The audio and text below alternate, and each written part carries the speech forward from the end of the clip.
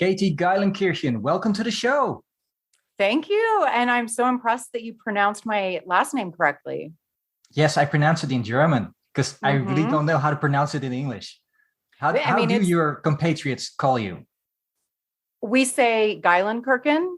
Yeah, so it's pronounced just how it looks, but the German that you sounded perfect. Yes. Thank you. But is the name from Germany or Austria or Switzerland? German. There's a town in Germany of the same name, and I think there's an Air Force base there, maybe. Mm, So, yep, German. yeah, I'm very German. and it has a big yellow church. That's what Yes, your name means.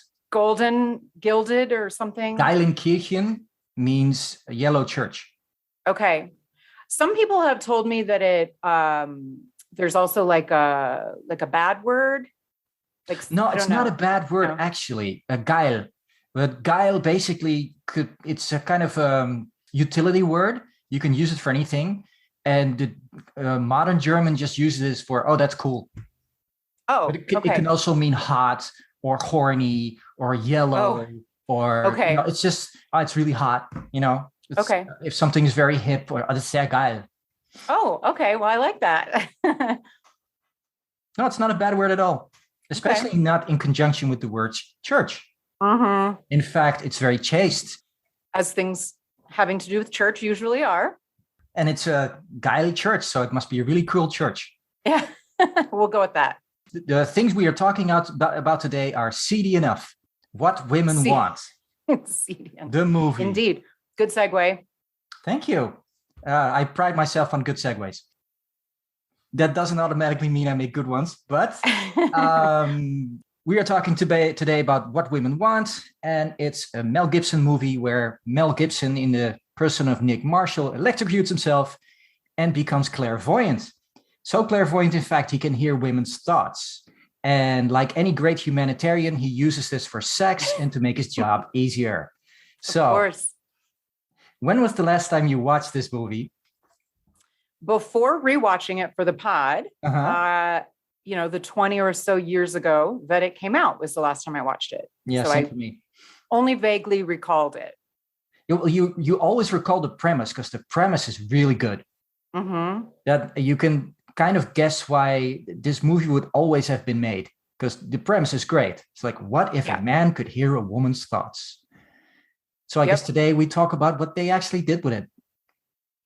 What was your impression? Well, first I'll preface by saying I am not a fan ordinarily of rom-coms. Mm, Um, and I would definitely classify this as your stereotypical romantic comedy. It's very formulaic, right? This mhm. ball busting, like very powerful woman. There's a sexual tension with this very, very typical womanizing man, and they fall in love, right? So Yeah, super formulaic. over Yeah. the top man's man.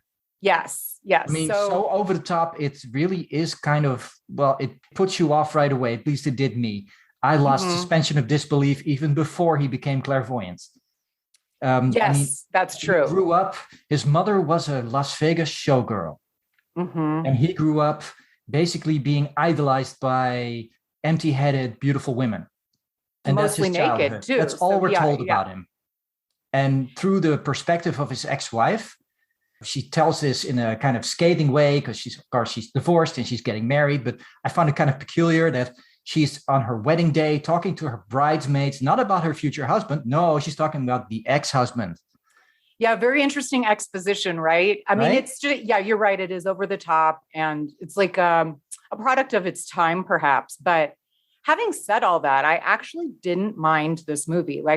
I liked it more than I thought I was going to like it.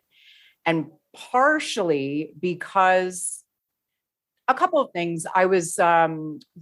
It was like reminiscing because I'm seeing all these actors that at the time I didn't know who they were, most Mm-hmm. likely, but Mm-hmm. it's pretty star-studded Absolutely. now. Like the people, like almost everyone is notable in it. So Yeah, to name a partially few. that, It's got yeah, Alan like Alda. oh, who doesn't love Alan Who Alda? And doesn't love Alan? I love Marissa Tomei, Marissa like Lauren Tomei, Oscar Holly. winner. Helen She's Hunt. the ex-wife. Yeah, obviously Mel and Helen, Judy Greer, Delta Burke, Mark Feuerstein, Sarah Paulson, Anna Gasteyer, Loretta Devine, Lisa Edelstein. I mean, it goes on and on. And the daughter, who I didn't recognize her name.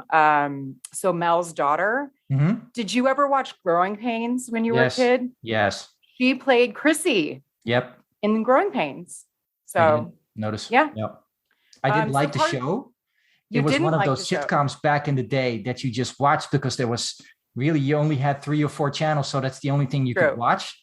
True. You kind of were forced to watch it, kind of like Golden Girls. It was always on. And okay, watch Growing. Don't knock Golden Girls. I love Golden Girls. It's so good. I love it. Estelle Getty fan in the house, eh? Well, she's probably my least, but the other 3, like they were kind of trailblazers. I mean, they were all really big proponents of like animal welfare, animal rights, gay and lesbian rights, like racial equality. Like they were all very into causes. So I find that a little bit suspect about actors, to be honest, because they all seem to have a cause. Yeah. I'm not so sure how it works in the United States, but here in Holland, our celebrities, our singers, our TV presenters, they all have a cause and they all have a personal foundations. They're tax-free.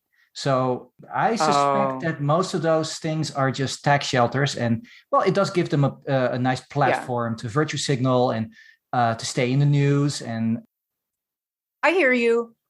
I guess I romanticize the past, perhaps. And so I think of it as a simpler time. So back in the 80s, I guess, but I've read all of their memoirs and Rue McClanahan, B. Arthur, and Betty White, who just recently passed. So I'm big fans of them as people and actresses. So anyway. They seem like decent people. Yes. But basically what we're talking about here is a movie directed by a woman. Not just any woman, but at the time, around the year 2000, probably the most influential woman in Hollywood. We're talking about Nancy Meyers. Mm-hmm. She'd been around for decades. She was the woman who wrote Private Benjamin. Have you seen that movie? I have, but it's been... Well, we're talking 1981. The year I was born. It's been a while, but it's influential. So basically throughout the 80s, she would write scripts and she became known as what's called the rom-com queen. So, I dragged you into one of her best movies because this movie made a lot of money, ridiculous amounts of money. I looked it up and it is around over 300 million, which for the time is a lot of money for a comedy. They don't make that much money. So here we have a woman director making a rom-com, which is her forte, working with Mel Gibson, who's no slouch when it comes to comedy. Off we go. Now it gets interesting because Mel Gibson is, somewhat toxic in this movie. Only in this movie. Oh, okay. Well, kidding, sort of. I get it. This movie is convoluted. I don't know if you noticed, but it has a lot of superfluous storylines. It's long. It's 2 hours long. I felt it was a really long sit through, and I could have done without the suicide coworker. I get it because basically the character Nick Marshall is just such an asshole that we need somehow to redeem him. And the best way to do that if you just save someone from the ledge, right?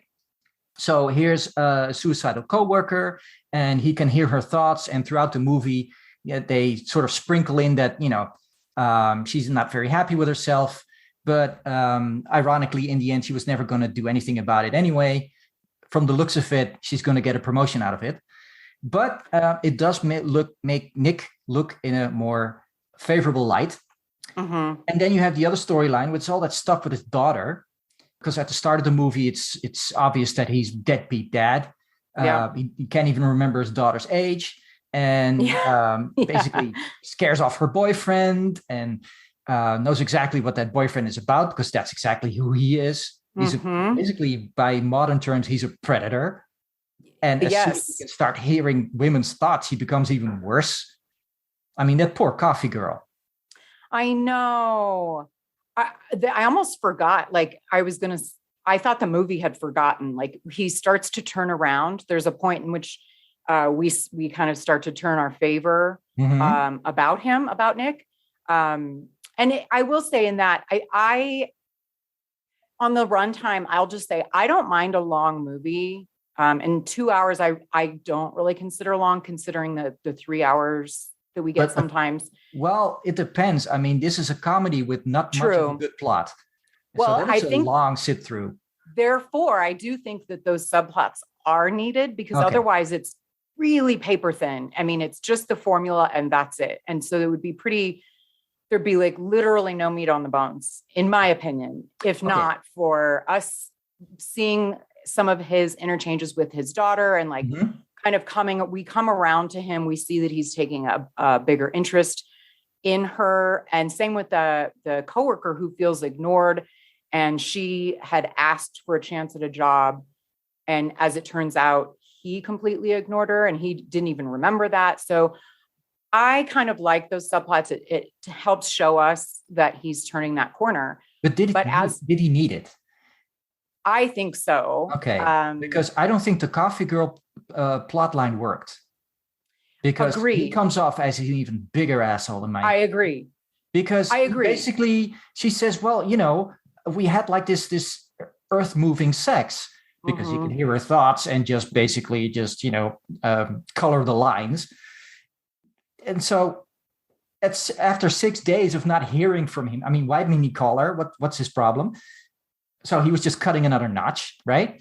So after 6 days, she basically stalks him at his apartment for hours, and he talks to her, and she's basically like filling in like, oh, you must be gay. That's it, right? You're gay, right? And he's like going along with it.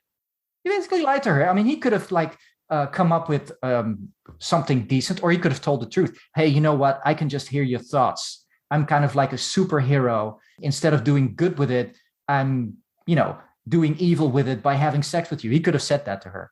I mean, he could have come clean like he did to Helen Hunt. I wondered the same. And still am a little perplexed what that particular storyline was confusing to me. Like it didn't move anything along. It in fact showed us that he's truly at the heart of it a jerk, because as he's falling in love with Helen Hunt, we see early in the movie, he goes to this coffee shop every day and asks her out. And she's very into him. She finds him very attractive, as he learns when he can read her thoughts. And she says no. She repeatedly turns him down because she's afraid of getting hurt. And she tells him as much. And then he convinces her to go out with him anyway. He uses his power. Her thoughts, her vulnerabilities against her. And then, so I was wondering when we're supposed to start turning around with him. I wondered the same thing. I'm like, well, what about Marissa Tomei? Like, and then there she is. Like, as soon as I was thinking that, there she is. And I was very disappointed in how that turned out. So what do you think the purpose of that storyline was? Yeah, that's a good question. Because it's not making him likable. No. Well, it is showing his prowess, and it's showing the effectiveness of his clairvoyance. I mean, here's a woman who's been rebuffing him for probably months, if not a few years. And for good reason. Her instincts are exactly spot on. She's correct. He's a dick. Stay away from this guy. Yeah. And, don't sleep with your customers, and, you name it. And so he reads her mind, gets what he needs from it, talks her into bed, has sex with her. The sex is great. And that's all to, make him feel better about himself. It's not about her. The fact that she has an orgasm is more of a trophy than it is of any use. So, and it takes him a while. I'll just, like, on that note, I don't really know why the sex scene, he really struggles at first getting it together, even with being able to read her mind. Like, she's like, oh my God, hurry up already so I can fake it and this be over. Yes, and he's like, oh crap, I'm losing. Yeah. And then eventually he pulls it together. But like, so I don't know why they showed us that he struggled so much at first. Yeah, in my opinion, it backfires. It makes him irredeemable. That's kind of the way I feel about it. And I that's how I feel about him as a character.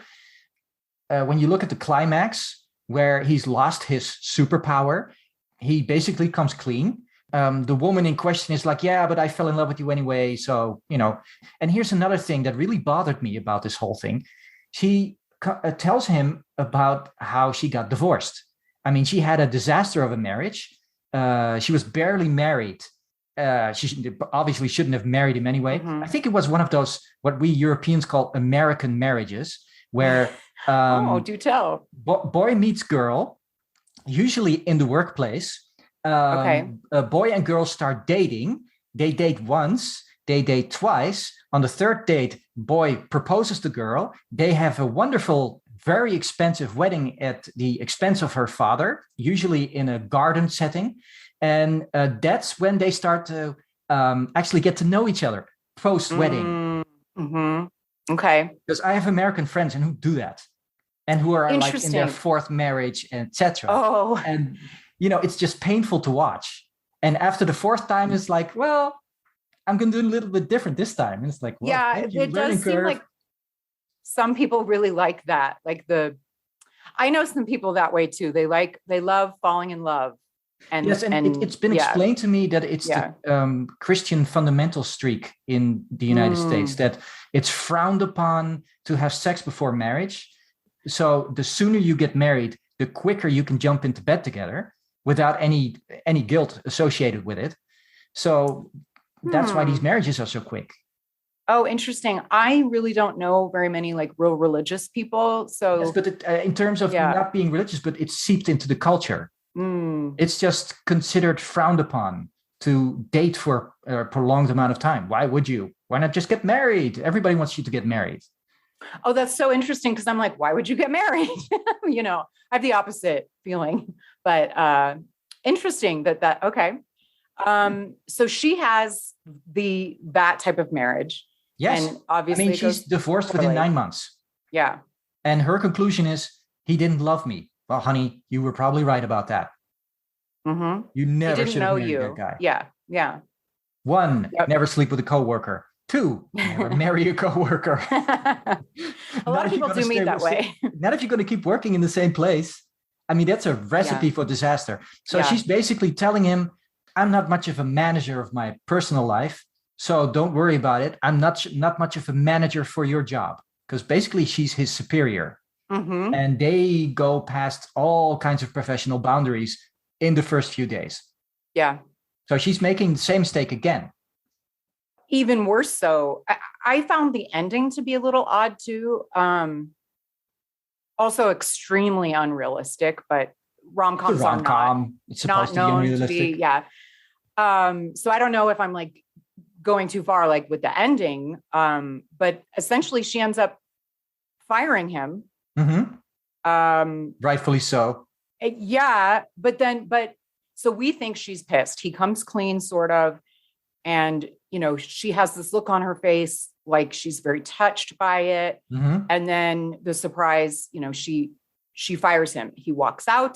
Mm-hmm. And then she goes after him. Well, where are you going? You're like giving up so soon or something. And then turns out, oh, I love you. And yes, she fired him basically so they could have a relationship, because she has a learning curve, and she learned, don't date colleagues. And then he's just like, okay with that. And I like his character. There is no way that this person would be like, great, I lost my job, but I get the girl. He'd be like, screw the girl. I want my job. How's he going to pay for that ridiculously expensive apartment?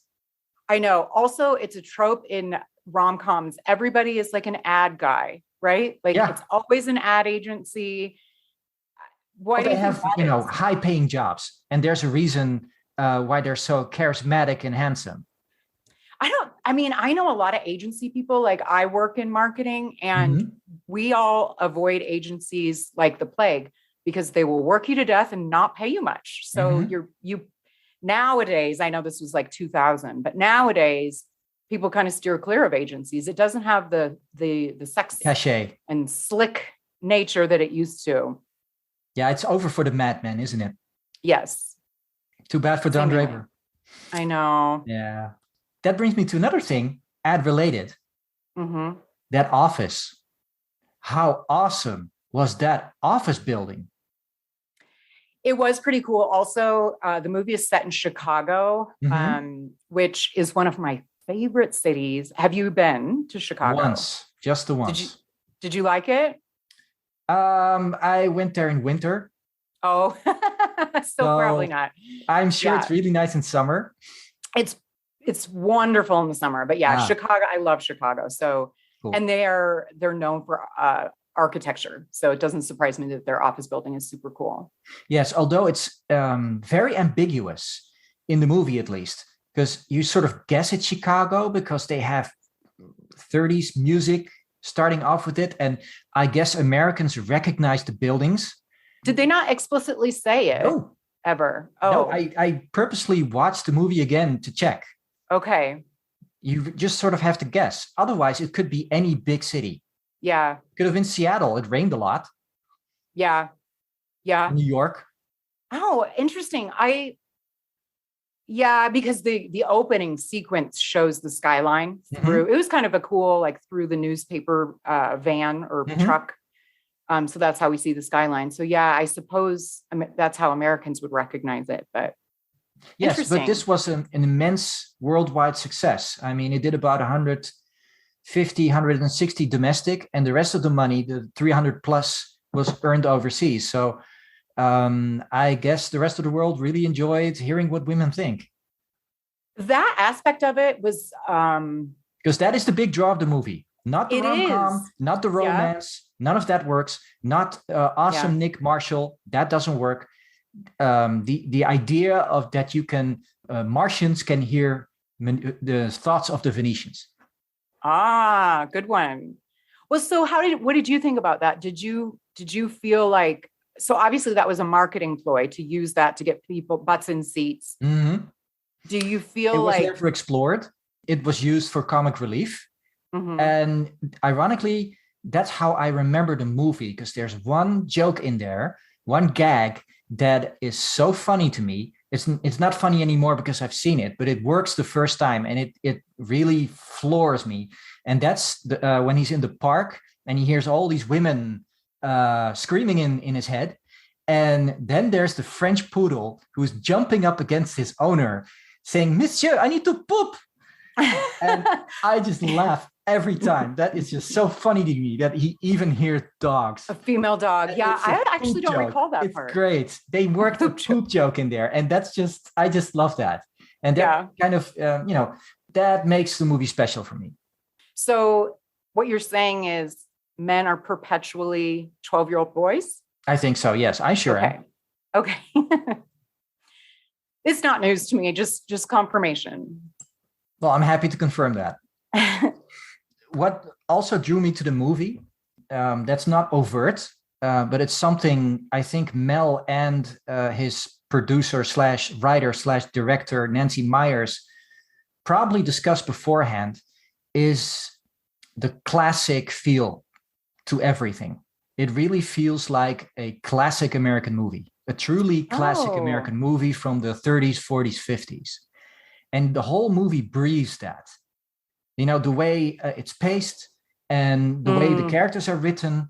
And I think the only difference is the jokes are a little bit more modern. The dialogue is faster and quippier if you compare it to the movies they based it on. And interesting. Yes. And because I watched a lot of that stuff when I was a child, because my grandma loved those movies. And whenever I spent time at my grandparents' house, they make me watch those movies inevitably because, you know, as a child, I did not have control over the remote. They had control of the remote. Of course. During the day, when I'd be done with my chores, I could watch TV with my grandma, but we'd watch what she wanted to watch. And she was like knitting, and we'd watch one of those old movies. And same with my grandfather. If I was done with something, then he would watch soccer inevitably. I could, you know, it doesn't matter if it was Battlestar Galactica night. It doesn't matter. There's soccer on. We're watching soccer. I had 9 grandparents from the 19th century. So children, I think those are not heard. Yeah, no, yes. I actually think those are nice memories. Don't like that you can look back on watching those things with your grandparents. So, definitely. Yeah, yes. And it introduced you to something more classic and less superficial. Well, there's an irony there because those movies were intensely superficial. Yes, true. That's a good point. Yes, because those were the post-war, what the kind of the during the war and post-war movies were an escapism for everyone who was in the war. So it was all hunky-dory. That's probably what drew my grandparents to it because they were very, now we would call it PTSD, but they were very traumatized by what happened to them in the war. They lost a child. So yeah, well, because Holland was occupied by Germany. So we really suffered in the occupation. So whatever they went through, they did not want to go through in their heads all the time. So they would like realism, yeah, find escapism in these kinds of movies. And I suspect that Hollywood produced the movies they produced in the 50s, in the 30s as well, 30s, 40s, and 50s, with a kind of innocence, with a kind of guileless, really. It never definitely really had a very strong point. They were almost flimsy. Those were the movies of my childhood. So I remember all those actors and actresses. Now watching this movie, you see some of the same kind of superficiality with an edge to it. I don't know if you noticed that. I didn't notice a similar beat to the movie. I didn't sense that. However, the themes you had mentioned that the director had kind of based this movie loosely on kind of the love affair between and the movies of Katharine Hepburn and Spencer Tracy. Yes. And it turns out the director was a really, really, really big fan of that. So you had mentioned that. And I didn't realize, you helped me learn a little bit more about their love affair. And so reading about it. And I didn't realize they'd done 9 films together. Amazing. I've only seen 2. I had once upon a time seen Guess Who's Coming to Dinner. And then I watched Adam's Rib last night. Right. And so after, learning about that, I can kind of retroactively go back and think of it through that lens. I think there's less similarity between the theme of the movie, but I noted a lot of similarity between the actors, Spencer Tracy and Mel Gibson. Definitely. They seem very similar. Yes. They're both religious Catholics and tortured souls and depressed and alcoholics and known as heartthrobs of their time. That really baffles me, actually, for both of them. I don't see it for either actor, but I guess the theme of the movies I found, at least with Adam's Rib, I don't know about the other movies. I had found that it's actually a little bit flipped. In that Katharine Hepburn is this very strong actress on the surface. She even wins the court case, but then this is Adam's Rib we're talking about. Yes, Adam's Rib. She even and the plot to that is. Oh yes, sorry. What was that? It's 2 well-to-do lawyers. He's the ADA in New York, and she, has her own law firm.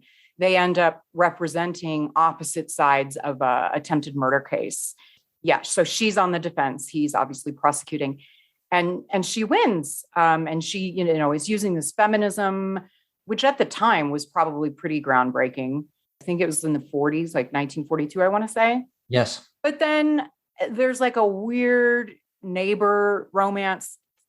I didn't really understand what that was all about. That the neighbor thing was weird.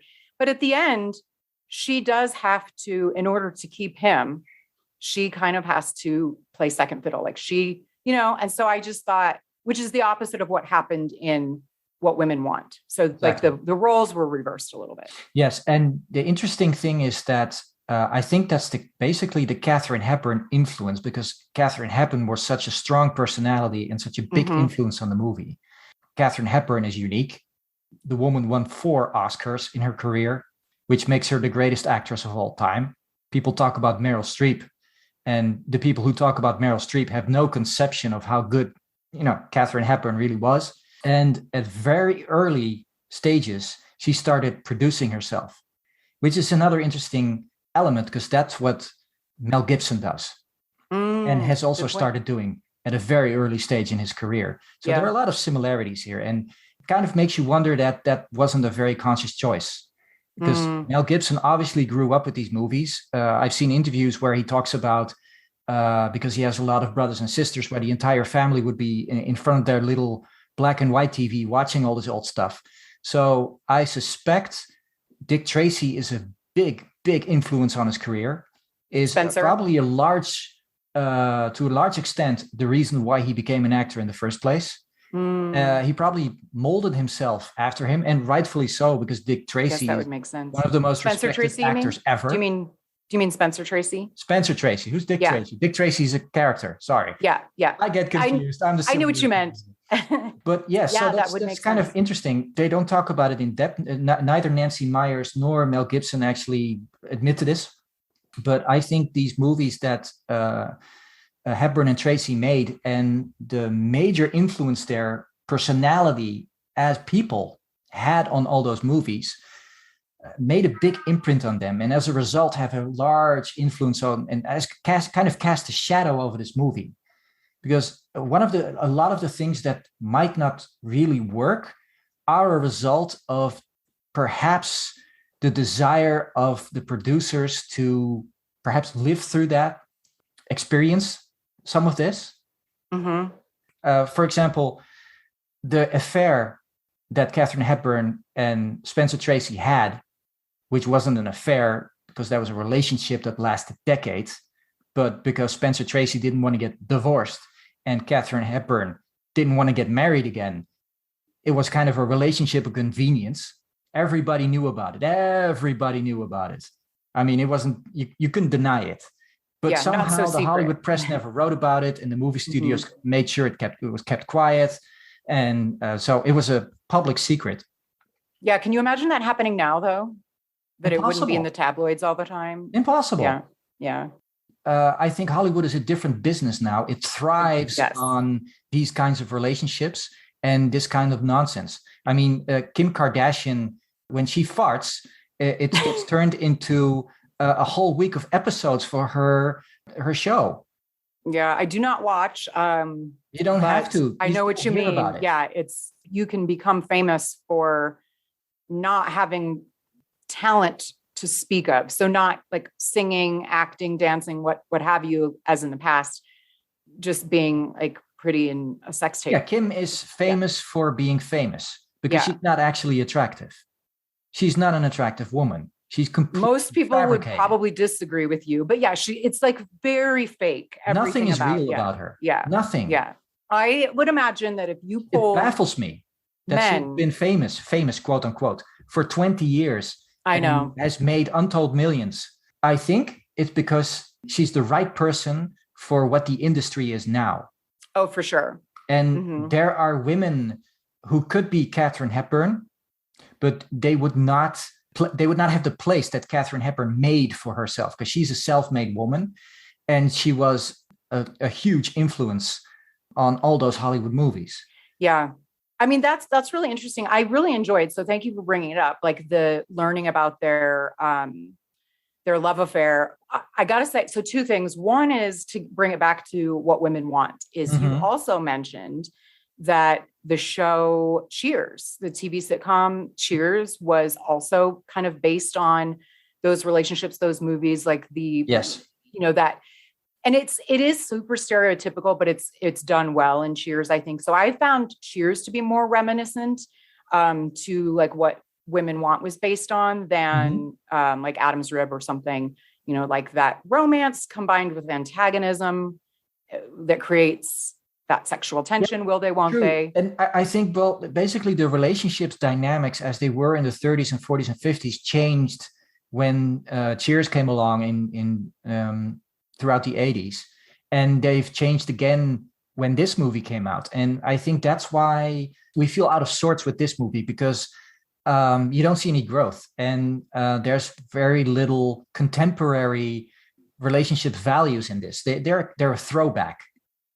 I mean, the very fact that this Nick Marshall grows up in kind of a mythical Las Vegas, with the showgirls and everything. I mean, that Las Vegas doesn't exist anymore. No, not at all. Even when I was there, it was already Disney. Yeah. So, I mean, again, I do romanticize old times. And so when I watch like mob movies and they talk about the old Vegas, I'm like, oh, I don't know. It's like, why am I romanticizing mobsters? Like, this is ridiculous. But yeah, I kind of like older things. It seems simpler, easier, and to an less extent, they did it better. Yes. That's also maybe true. that's what it is. Yeah. Yes. Yeah. Did you? So I found it, and maybe this is because I'm a woman. I'm curious to see what your thoughts were. And granted, I just read some articles quickly, and like IMDb's of Katharine Hepburn and Spencer Tracy. They were together for so long. Initially, she was immediately attracted to him, but he wasn't to her. He was actually annoyed by her, and like so, she must have grown on him over time. They developed this relationship. She would never leave him. Had he not died, she said he would. I don't think a woman like Katharine Hepburn, I think it's impossible not to fall for her. She's a lioness. But some men don't like that. And I don't those know. Are weak men. Yeah, but when you're a strong man, when you have very strong values, you break sheep. You break women who are weak. You never have a successful relationship with them. Yeah. You need a lioness. You need someone who stands up to you, who calls you on your bullshit. And instinctively, you need a woman like that because she makes you better. That's why whenever you see a strong politician or you see a great man, look who he's married to. But in that time, like 40s, 50s, 60s, there was still this like subservient woman expectation seemingly. And obviously she's not going to have that is what I would think on they surface. Were in those 40s movies, and especially the ones with Katharine Hepburn and Spencer Tracy, they were really playing with that. The essence of the comedy was always the uppity woman and the man who knows best. And they were turning that on its ear because society had changed and everybody knew it. They were trying to go back to the old relationship model, but it wasn't working anymore because during the war, all the women were in the factories making the bombs and the planes and the guns, and they were moving out of the kitchen. So the dynamic was changing, and those movies, and especially the relationship between Hepburn and Tracy in those movies, and presumably outside, they reflect that. And I think that's why they were so popular. Because I agree. Everybody could recognize something in that. I loved An Adam's Rib. It was in the 40s and they're cooking, they're rich. They have like housekeepers, but they're, you see them like preparing a meal together, and it's very unconventional in the movie. But what I was reading is that in real life, so ordinarily in every other aspect of her life, she was this very powerful, strong woman that won't take shit from anybody. But seemingly she did take shit from him. He was, according to accounts, like pretty emotionally and even in one case physically abusive towards her. And she said that she liked serving him, and her friends said she was a different person with him. And so that sort of disappointed me a little, that I didn't love hearing that, because I still wanted her to be like, strong in her relationship as well. And she even said, I honestly don't know how I was in love with him, but I'm not sure. Never knew how he feel about her. Yeah. Yes, yeah. Well, it's pretty obvious that she has daddy issues. She needs a strong male figure in her life who does not give her enough affection, but who requires a lot of care and strife to get this affection. So it's, that's the dynamic of that relationship. She actually, she nursed him until his last hours. Despite that, she would sneak out the door so no one would know they had a relationship. Interesting woman. Very interesting woman. She is. Yeah. She knew what she wanted. Style icon. And she made sure she got it. Yeah. Because this is apparently what she wanted. We get the relationships we get because of the relationship we have with our parents and our parents had with each other, because those are our role models. And we either do the exact opposite or we end up doing the same thing.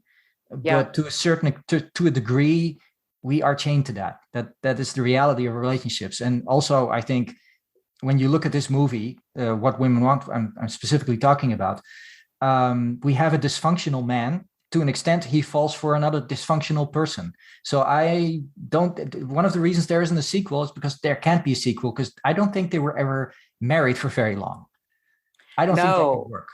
No, I don't think so either. You can see the plot. She, a successful executive, he out of work. He falls apart. He falls apart. With no work, trying to, Now, I've seen movies like that. I've seen rom-coms like that. Yeah. I suspect Nancy Meyer had something to do with that. Yes. I did see several of those. Yeah. That's a really good point. Yeah. It's interesting. So oddly enough, so there are a lot of holes in the movie, like tons of holes in the movie and like oddities. However, I didn't not enjoy watching it. It was just an easy watch. Don't have to think too hard. It's just Nancy Meyers knows what she's doing. Mm-hmm. Mel Gibson is funny. And so we get a really professional movie. It just doesn't stand up to scrutiny. Yeah. I think that's the reality of it. Because for me, as a man, who enjoys movies, maybe I'm too much of a geek. I like science fiction maybe a little bit too much, because the clairvoyance irks me. There is just too much wrong with it. The science does not compute. It's like over the phone. It's never explained. And what bothers me the most, every superhero tests his strength, right? Because this is a superpower. I'm thinking typically as a man here, this is a superpower. You can hear what women think. That's a superpower. Now, what does he do with it? He doesn't really do anything with it. Nothing useful anyway. If you could hear what other people think, would you end wars? Would you create a better society? Or would you just steal ad copy ideas from your coworkers because you are pissed you didn't get promoted? What is that? As Nick Marshall did, yes. As Nick Marshall did. I'm curious to see what you would do with that superpower. This character is basically something resembling a man through a woman's eyes. And all his actions and all his dialogue and his behavior doesn't make any sense. Because if you're a man and you become clairvoyant and you can hear what people think, at some point you become a superhero. Because that's how men view themselves. We want to improve the world. We want to save the world. We want to make the world a better place. That's the truth. That's why men go in the military. They don't get in the military to kill people and break things, because only psychopaths do that and they get weeded out. The men in the military want to be heroes. They want to save their country. They want to save lives. So when you get a superpower, you start testing your strength. You start to think, well, you know what? You start influencing women in positions of power, in positions of where you can have effect, and you would affect change in a positive way. That's what you would ultimately start doing after you've done all the selfish shit. That's what you go through in the early stages. Of course, you use it to get the chick you always wanted. Yeah. But at some point, a man, especially a guy like Nick, who's been around women all his life, who's very sympathetic to women. It doesn't take much. He just has to hear one thought of another woman. Yeah. Immediately his sympathetic feelings start kicking in. It's like, oh shit, I've been neglecting these women. I've been sort of abusing these women without knowing it. I've been an asshole. He starts fixing things. Right? That's the one thing I guess in retrospect makes him redeemable. The one thing they get right about a man is that, yes, we are very sympathetic, especially to women. So here's a guy who can hear women's thoughts. And to an extent, when he goes to the shrink, she actually explains this. It's like, well, you can answer the eternal question everyone's always asked. But I forgot about the shrink. And a real man in that situation would. That's interesting. I think there's like a pretty big difference, as I'm hearing you talk about, between American and European men, perhaps. But he does, it's not malicious in the way that he is.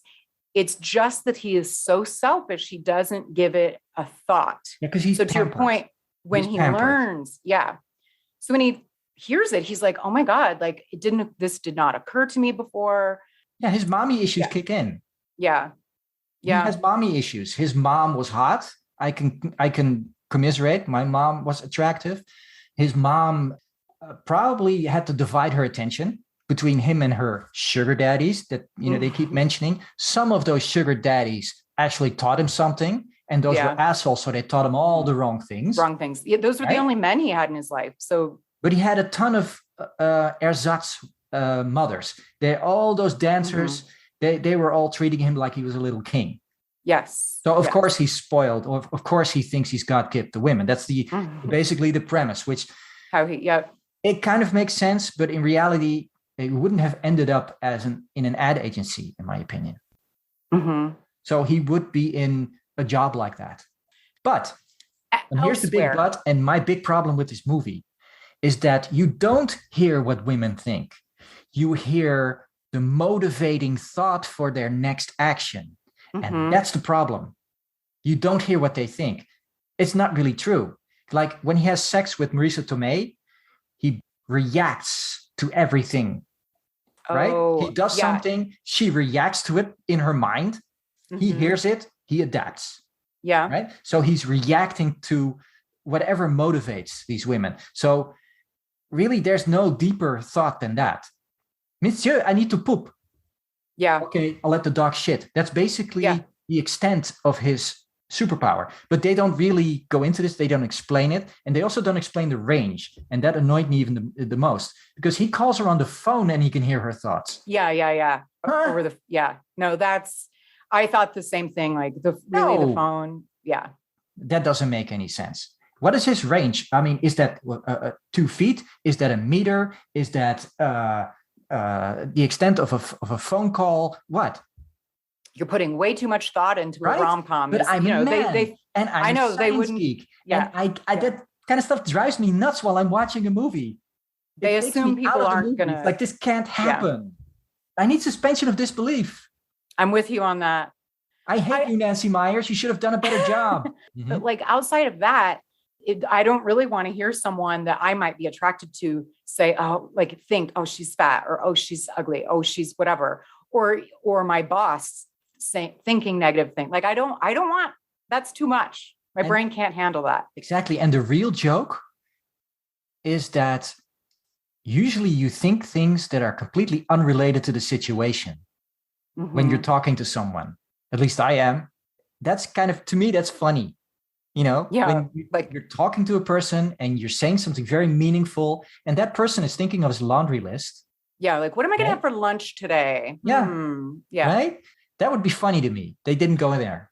Yeah, they didn't at all. I was thinking there was one instance of it, but no, you're right. They didn't. Yeah, the only time they played with it was with his secretaries, which are these 2 brainless women.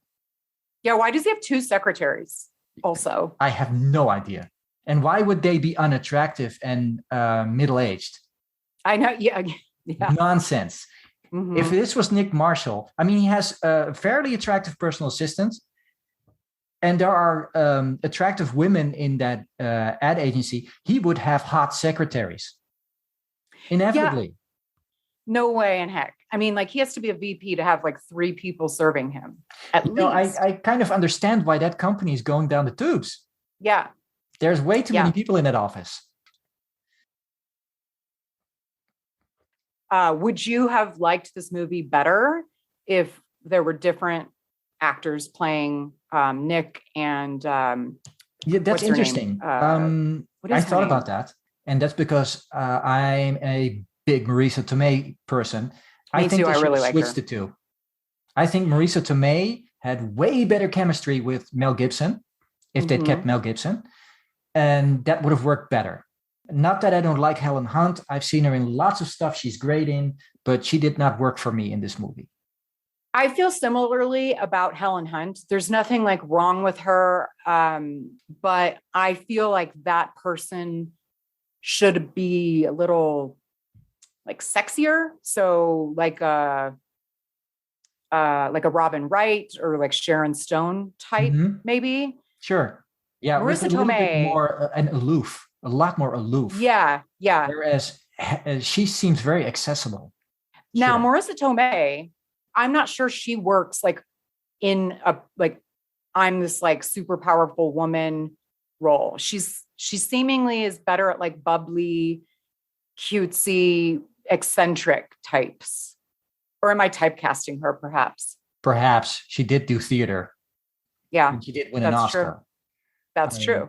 I really like her. I think she's a very serious actress that has been criminally underutilized. Yeah. Yeah. I think you're probably right. Yeah. Yeah. Because did you watch A Different World when you were a kid? Yeah. Oh, I forgot she was in that. I totally forgot. She was like the first actress that I had an infatuation with that I learned the name of. Purposely learned, really? Who is this person? I need to know who this person is. Marisa Tomei. And then she would show up in other movies. And I was like, Marisa Tomei. Yeah. Yeah. She's great. She was so funny on that show. I have powerful memories of it because of Marisa Tomei. And they were all funny. It was that show had good chemistry. Yeah, it was good. Yeah. Despite being a Cosby Show spinoff. Mm-hmm. So, but then you get with Mel. Is Mel essential to this movie? No. Yeah, I mean, I know this is a Mel Gibson podcast, but I don't think he's essential to this particular movie. No, and that's, essential in the sense that he produced it. It was his company that produced this movie. So it's still a Mel Gibson movie. And it's great that he picked it to flex his comedy muscles. Because I do think he's funny. He did not fail in this movie. Yeah, he's really I agree. Charming and funny and kind of an asshole. And he's just Mel. And on that note, we should end What Women Want. Indeed. Katie, thank you so much for being my guest. Thank you for having me. Thank you for having me. It was fun. Yes, we get to talk about something else than Rocky. Yes. So tell me, Katie, what's next for you? Well, so I'm a co-host, lucky enough to be able to co-host with Ryan Rebalkin and Kyle Peterson of the Going the Distance, the Rocky and Creed series podcast. Mm-hmm. We just ended. We're done. Finito with Creed 2. But the exciting news is that we are now starting this week. We're starting the new podcast from the beginning, the classic Academy Award winning 1976 Rocky. And the new podcast that we will cover Rocky through Rocky 6, AKA Rocky Balboa, is all the real Rockies. Yes. None of that Creed nonsense. Exactly. And what is we just started the new podcast, or we're starting it, and it is One More Round. It took me a minute to remember. One More Round, the Rocky series podcast. Mm-hmm. So you can find us on the Last of the Action Heroes podcast network on any of your however you listen to podcasts, or Google us. And then we are on Facebook and Twitter. We just rebranded the pages because Ryan also does, he's going to be doing a Rambo podcast. So it is called the Rocky and Rambo podcast page. So that's where you can find us. I hope you check us out, everyone that likes Mel. Sylvester's pretty awesome too. Great. Thanks a lot, Katie. Thank you.